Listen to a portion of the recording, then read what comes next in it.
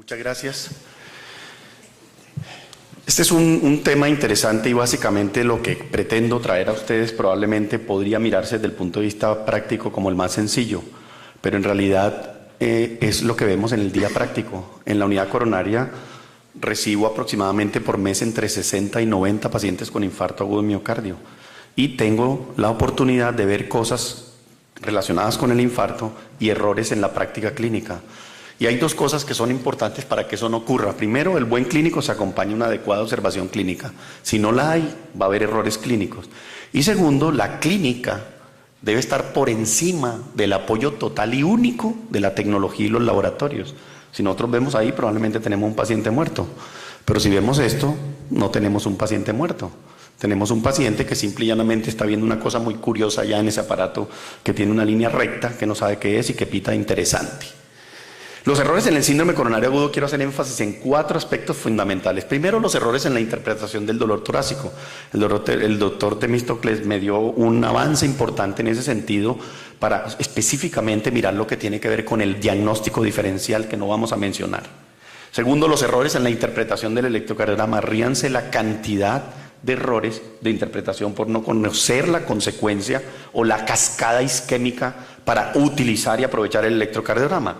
Tercero, los errores en la interpretación de los biomarcadores, es súper frecuente. Y cuarto, los errores en la formulación de los anticoagulantes y antiagregantes. En el enfoque paciente con síndrome coronario agudo en urgencias, lo primero que viene es con un dolor torácico y se hace una impresión diagnóstica que puede ser o no un síndrome coronario agudo. Se le toma un electrocardiograma que puede tener o elevación del segmento ST o cualquier otro electro, normal o con cualquier cambio, y simple y llanamente lo que determina es la elevación de los biomarcadores positivo o negativo y un cuadro clínico que se correlacione con él, y se hace el manejo del síndrome coronario agudo. De tal forma de que lo primero que se encuentra es el dolor torácico como un problema. 5 al 20% del motivo de consulta en la mayoría de los hospitales. En la Clínica Chayo es el primer motivo de consulta en el servicio de urgencias, porque no es una institución cardiovascular y por lo tanto la gente consulta ya creciendo que tiene infarto. En el 50% de los casos se orienta a síndrome coronario agudo, pero más de la mitad de ellos, apenas la mitad, se alcanza a confirmar que tiene ese diagnóstico. Muchos de los ingresos al hospital son de dolor torácico que podrían evitarse. O sea, uno se les va la mano y otros se devuelven. Y 2 al 10% de los que son dados de alta por dolor torácico, erróneamente no son interpretados como síndrome coronario agudo y representan no solamente una mayor mortalidad, sino un foco importantísimo de demandas médico-legales en los servicios de urgencia. Este es el enfoque del dolor torácico que ya vieron, pero es muy importante sobre la característica. 4, ¿qué característica tiene? El inicio y duración, localización y radiación, ¿qué lo empeora, qué lo mejora? Y los síntomas disautonómicos. Y también aprender que existen los famosos y denominados dolores atípicos, que los cuales cuando se falla en reconocer que ese dolor atípico es coronario, se retrasa prácticamente toda la intervención del paciente, incluso hasta 2 horas, y está asociado con mayor mortalidad. La no identificación de un dolor torácico atípico en un paciente con síndrome coronario agudo. ¿Qué se le pregunta? ¿Qué siente? 2, ¿cuándo comenzó? Es muy importante. 3, ¿en qué parte lo siente y dónde se irradia? 4, ¿cómo ha evolucionado? ¿Cómo ha evolucionado quiere decir si es intermitente o constante? ¿Con qué se modifica y con qué síntomas se asocia? Si yo hago esas 5 o 6 preguntas, muy seguramente me voy a equivocar mucho menos en la característica del dolor, porque estos son los que son sugestivos. Dolor opresivo difuso o algunas veces de tipo ardor. Siempre la duración es mayor de 2 a 5 minutos, por lo menos hasta 20, y después de 20 debo pensar que tiene un síndrome coronario agudo, tipo infarto, que después de 20 minutos se está infartando la persona si el dolor es continuo. Es gradual e increciendo, tiene una característica que empieza lento y coge una intensidad marcada y no súbito. Uy, como el paciente que dice, uy, se tuerce y va para el médico. Es retroesternal, no se acompaña frecuentemente de hipersensibilidad, pero el 20% tienen hipersensibilidad torácica. Por eso descartar la costocondritis de Tietz no quiere decir que no tenga síndrome coronario agudo. Ya veo que el doctor Temístocles lo mencionó. Que sea reproducible, o sea, no uno solo. La mayoría de las veces se ha aparecido varias veces en característica y usualmente viene acompañado de síntomas disautonómicos. Todo lo contrario a las características de un dolor que sea menos sugestivo de ser coronario. Los factores de riesgo para que se desarrollen, los atípicos, son todos estos. Generalmente son mujeres, ancianos o pacientes diabéticos. Y no olviden también los pacientes con condiciones demenciales, que no dan una información muy importante de las características del dolor torácico. Síntomas atípicos, aquellos que tienen que ver con lo gastrointestinal o un dolor de tipo disnea que tiene las mismas características de la angina, increciendo, decreciendo, que desaparece y que se asocia con algunos factores que desencadenan angina. El infarto agudo de miocardio sin dolor torácico aumenta el riesgo de muerte dramáticamente, y los hay. Recuerden ustedes que hay un porcentaje nada despreciable de pacientes que pueden tener infarto sin presencia clara de dolor. Se acompañan de hipotensión súbita, generalmente pacientes de edad avanzada, manifestaciones de falla cardíaca, pero casi siempre tienen cambios electrocardiográficos, y todo esto puede hacer retardar la presentación a urgencias, inclusive la presentación del paciente a una intervención temprana.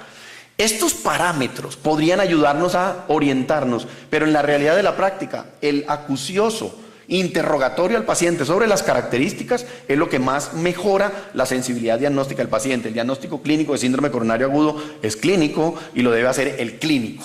¿Qué importancia tiene el reconocimiento de un paciente con angina inestable? ¿Y a qué voy? Porque la mayoría de las personas se están fundamentando en la toma de decisiones en la troponina. Entonces yo los llamo los troponinoadictos, porque no deciden nada si no tienen una troponina. Resulta que el 5 al 17% de los pacientes que sufren infarto dentro de una semana después de la admisión hospitalaria tenían una angina inestable, y obviamente eso no tienen troponina positiva, porque si no serían infarto. Y 3 al 15% de esos pacientes mueren dentro de un año. Por lo tanto, es muy importante la estratificación de riesgo. Tengo un dolor de características sugestivas y debo estratificar ese riesgo para tomar decisiones. Me da información pronóstica, determina el tratamiento y el nivel de intervención, incluso con la urgencia que lo debo hacer, ayuda a descongestionar los servicios de urgencias. Porque un paciente con un TIMI score muy bajo o un GRACE muy bajo, con un dolor atípico, me ayuda a descongestionar el servicio de urgencia y lo puedo enviar a que en 24, 48 horas se haga una prueba de esfuerzo. La estratificación de riesgo debería ser consecutiva al ingreso.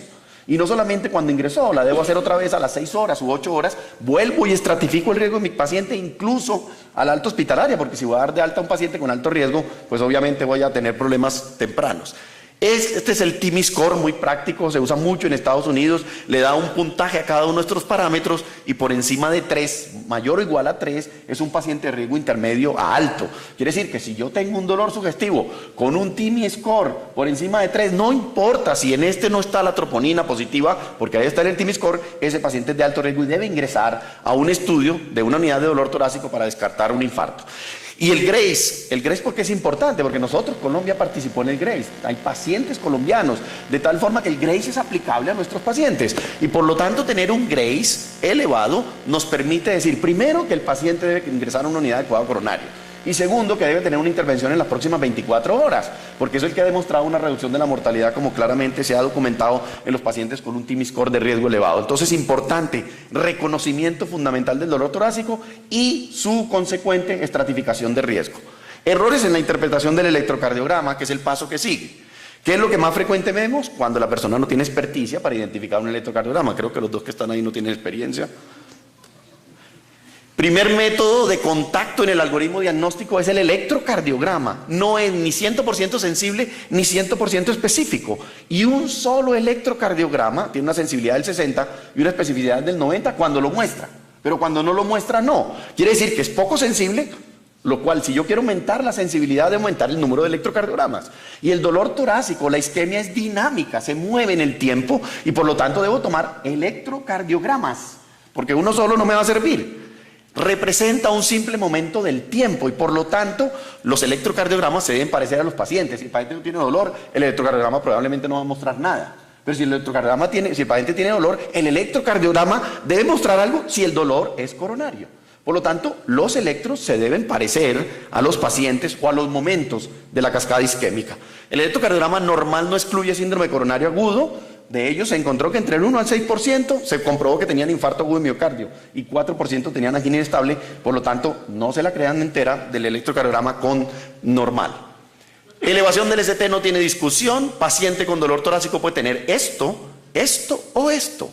Miramos cuál es la duración del dolor, si es de más de 20 o 30 minutos o son muy consecutivos, debo esperar que los biomarcadores estén positivos, porque uno exprime corazón y saca jugo de corazón, y el jugo de corazón es la troponina.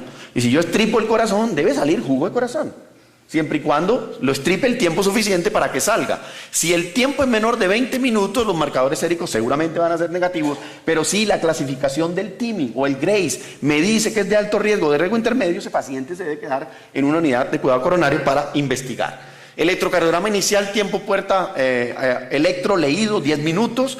Si el electrocardiograma no es diagnóstico, se sospecha infarto, tomar el otro a los 15 o 30 minutos. Tomen otro electrocardiograma y van a ver los cambios dinámicos que muchas veces son muy sutiles. Comparen el uno con el otro. Electrocardiograma adjunto, debería tomar otras derivaciones, si estoy sospechando, por ejemplo, cara posterior, etcétera. Y monitoreo electrocardiográfico continuo es bastante razonable, especialmente para ver los cambios isquémicos del segmento ST. Recuerden ustedes que la cascada isquémica, el último de la cascada isquémica es dolor. Y el anterior es cambio electrocardiográfico. Cuando se quita el dolor, el cambio electrocardiográfico puede aún persistir y lo puedo encontrar en el electrocardiograma. Observen ustedes dónde más se equivocan en el electrocardiograma. Este es un electrocardiograma normal. El primer cambio que hay, que pasa muy sutil, es la rectificación del segmento ST. Este segmento empieza a rectificarse y a subirse la punta del segmento ST y o a bajar el segmento ST. Y ahí es donde hay la mayor cantidad de equivocaciones. Cuando esto está ocurriendo, el paciente le está doliendo, porque es así en la mayoría de los casos. Y esos cambios los ven ustedes. Ustedes vieron el electro que el doctor Temistro le mostró de ese infarto agudo, hiperagudo de la pared anterior, que pudo haber pasado desapercibido porque es un electrocardiograma que se ve en jóvenes, pero no cambia. El electro del infarto sí cambia. Y por lo tanto ustedes van a ver cambios dinámicos. Se empieza a rectificar el segmento ST aquí, se eleva, empieza a aparecer la onda Q, inversión de la T sin que el ST haya descendido y puede bajar el ST a su línea de base completa si hay una reperfusión completa y adecuada, pero si es incompleta o es un infarto tardío, vamos a encontrar persistencia del segmento ST elevado con una presencia de onda Q, una QS franca que demuestra gran necrosis y una gran zona de isquemia. Si ustedes observan el detalle, les llamó mucho la atención el ST. Observan que empieza a rectificarse el ST en la cara inferior y este paciente que se debió a intervenido como un infarto con elevación del segmento ST, subió a la unidad coronaria como un infarto sin elevación del segmento ST, que me tocó pasar rápidamente a hemodinamia, porque tenía estos cambios. Observen lo que pasó. Ya se ve mucho más marcado la elevación del segmento ST y estos son los cambios recíprocos de la cara inferior. Siempre se ven en la cara lateral alta. Y un cambio recíproco le dice a uno que este evento que está ocurriendo aquí está ocurriendo en ese momento. Es hiperagudo. Esas son las ventajas de los cambios recíprocos del segmento ST. Y observen qué pasó con el tiempo. Clavó una franca Q después de que se le hizo la angioplastia y bajó el ST algo significativo, aunque quisiéramos que fuera en la línea de base del paciente con infarto agudo del miocardio. ¿Qué pasaría con este paciente? 75 años, dolor torácico al momento del electro. Y llevaba un tiempo de evolución del dolor. ¿Cuáles son las preguntas clave que yo le debo hacer a este electro? Me llega con ese electro y dolor. Y entonces uno dice, uy, un infartón.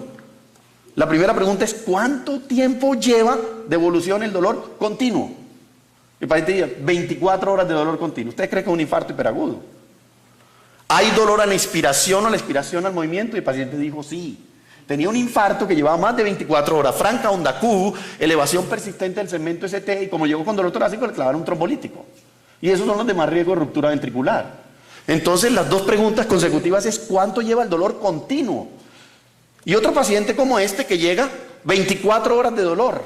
¿Cuáles son las preguntas claves para hacer? Primero, ¿este dolor es continuo o no? Y el tipo, no, llevo 24 horas de dolor, pero ayer me iba y me quitaba. Me daba y se me quitaba. Y hace 3 horas no se me quita. Este electro sí se parece a ese paciente. Elevación hiperaguda del segmento ST sin presencia de onda Q, porque a las 3 horas todavía no le había aparecido onda Q. Es muy diferente. La intervención que se haga en ese caso sí realmente va a llevar al paciente a un beneficio clínico que le va a disminuir la mortalidad. Errores en el uso e interpretación de las troponinas. Esta es la listota de cosas que suben la troponina. La troponina tiene que correlacionarse con un paciente. O sea, debe haber un inicio con cero troponina o leve elevación de troponina con una curva que eleve la troponina, porque estamos en un curso de infarto agudo de miocardio. Troponina plana la da el infarto, la da la enfermedad, la falla cardíaca, la da la enfermedad renal crónica, la dan los pacientes con EPOC, las crisis hipertensivas, etc. No pueden ir los pacientes incluso con pancreatitis a cateterismo, porque resulta que tenía una troponina positiva que no se correlaciona. Hay que conocer la curva de las grandes elevaciones y la pequeña curva que puede ocurrir en pequeños infartos agudos del miocardio y saber en qué momento del tiempo apareció el dolor. Entonces, dolor torácico, miramos cuánto dura y vamos a sospechar si los biomarcadores se elevan o no se elevan. Una sola prueba tiene un valor predictivo negativo del 95%, solo para presentaciones muy tempranas podía escapar a la detección. Por eso tengo que preguntarle, ¿hace cuánto empezó el dolor y cuánto lleva? Porque puedo saber, me va a coger en la parte de la curva que la troponina va a ser positiva. Pero si llevo media hora, probablemente la troponina va a ser negativa y yo, como clínico, debo decir, debo tener una segunda troponina, que si es ultrasensible, la hago 3 horas después. Una segunda toma después de 3 horas para troponina ultrasensible aumenta la sensibilidad diagnóstica al 100% de ese dolor torácico si realmente es coronario. Y eso muestran pues claramente las guías europeas en el manejo de las troponinas. Este es un algoritmo de dolor torácico basado en el manejo adecuado de una identificación de dolor torácico y las troponinas. Estas son las troponinas ultrasensibles. Si son por debajo del límite superior de lo normal, del percentil, y el dolor torácico es de menos 6 horas, se debe tomar una segunda troponina, porque digo, probablemente no ha elevado en el 100% de los casos, y tomo una segunda. Pero si está elevada, francamente, paso de una vez a una estrategia que me estratifique el riesgo. Miren ustedes de qué depende una segunda o una primera troponina. Depende del tiempo de evolución del dolor. Y eso lo debo interpretar desde el punto de vista clínico. Esa es la realidad práctica. Con la ultrasensible, después de 3 horas, aumenta la sensibilidad al 100%, y si no es ultrasensible, entre 6 y 9 horas después del evento o del dolor torácico agudo en el paciente.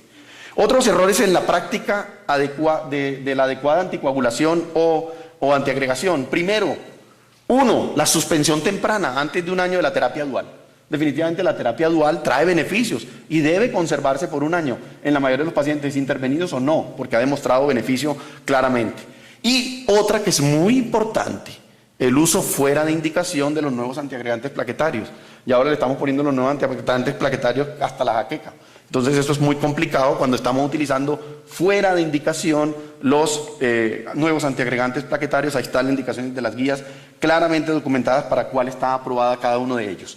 Y uno que con mucha frecuencia vemos que ha aumentado el riesgo de sangrado, y sangrado en síndrome coronario agudo es igual a mortalidad, es el no ajuste adecuado de los anticoagulantes en pacientes con disfunción renal. Debe ajustarse enoxaparina y fondaparinox, deben tener una reducción de 1 miligramo por kilo una vez al día, si la depuración de creatinina está por debajo de 30, y también se debe ajustar la dosis, o está contraindicado incluso el fondaparinox en pacientes con una depuración de creatinina que esté por debajo de 20. Es muy importante porque muchos de los sangrados asociados a síndrome coronario agudo están en la mala anticoagulación, y debe ser por kilo de peso exacto. No debe ser aproximado. La aproximación hacia arriba del 10% de enoxaparina o hacia abajo del 10% se acompañó de eventos coronarios. Eso está también analizado.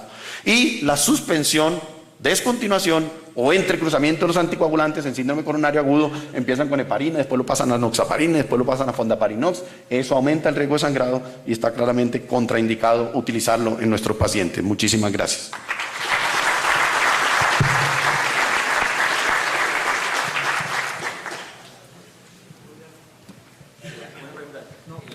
Gracias. No la puse porque no es un error común, pero va a ocurrir. Y es la combinación de los nuevos anticoagulantes orales con los nuevos antiagregantes. Incluso con los antiagregantes anteriores también es un problema. Porque en realidad sí se aumenta el riesgo de sangrado. Por ejemplo, la combinación de dabigatran, por ejemplo, con antiagregantes plaquetarios, incluso con aspirina, en el grupo de su análisis del grupo RELY demostró un aumento del sangrado en forma significativa.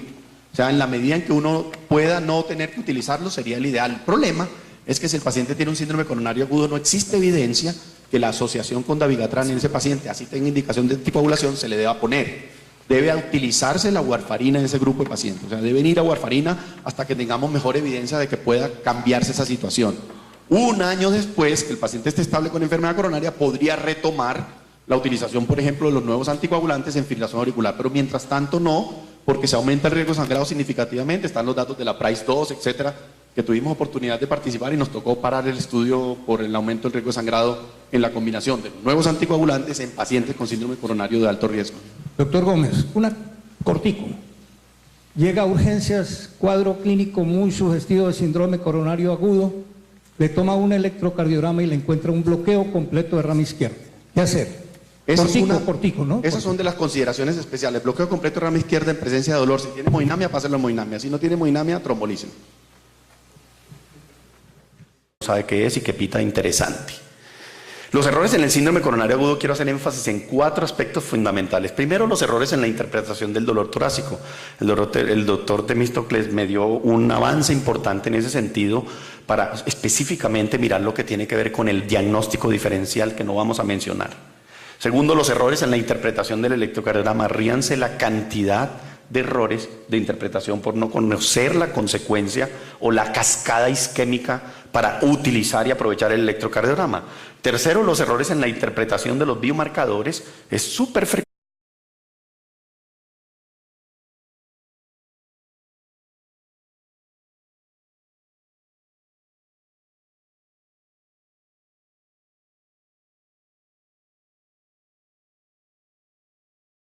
Muchas gracias. Este es un tema interesante y básicamente lo que pretendo traer a ustedes probablemente podría mirarse desde el punto de vista práctico como el más sencillo, pero en realidad es lo que vemos en el día práctico. En la unidad coronaria recibo aproximadamente por mes entre 60 y 90 pacientes con infarto agudo de miocardio y tengo la oportunidad de ver cosas relacionadas con el infarto y errores en la práctica clínica. Y hay dos cosas que son importantes para que eso no ocurra. Primero, el buen clínico se acompaña de una adecuada observación clínica. Si no la hay, va a haber errores clínicos. Y segundo, la clínica debe estar por encima del apoyo total y único de la tecnología y los laboratorios. Si nosotros vemos ahí, probablemente tenemos un paciente muerto. Pero si vemos esto, no tenemos un paciente muerto. Tenemos un paciente que simple y llanamente está viendo una cosa muy curiosa ya en ese aparato que tiene una línea recta que no cuente. Y cuarto, los errores en la formulación de los anticoagulantes y antiagregantes. En el enfoque paciente con síndrome coronario agudo en urgencias, lo primero que viene es con un dolor torácico y se hace una impresión diagnóstica que puede ser o no un síndrome coronario agudo. Se le toma un electrocardiograma que puede tener o elevación del segmento ST o cualquier otro electro, normal o con cualquier cambio. Y simple y llanamente lo que determina es la elevación de los biomarcadores positivo o negativo y un cuadro clínico que se correlacione con él y se hace el manejo del síndrome coronario agudo. De tal forma de que lo primero que se encuentra es el dolor torácico como un problema. 5 al 20% del motivo de consulta en la mayoría de los hospitales. En la Clínica Chayo es el primer motivo de consulta en el servicio de urgencias, porque no es una institución cardiovascular y por lo tanto la gente consulta ya creciendo que tiene infarto. En el 50% de los casos se orienta a síndrome coronario agudo, pero más de la mitad de ellos, apenas la mitad, se alcanza a confirmar que tiene ese diagnóstico. Muchos de los ingresos al hospital son de dolor torácico que podrían evitarse. O sea, uno se les va la mano y otros se devuelven. Y 2 al 10% de los que son dados de alta por dolor torácico, erróneamente no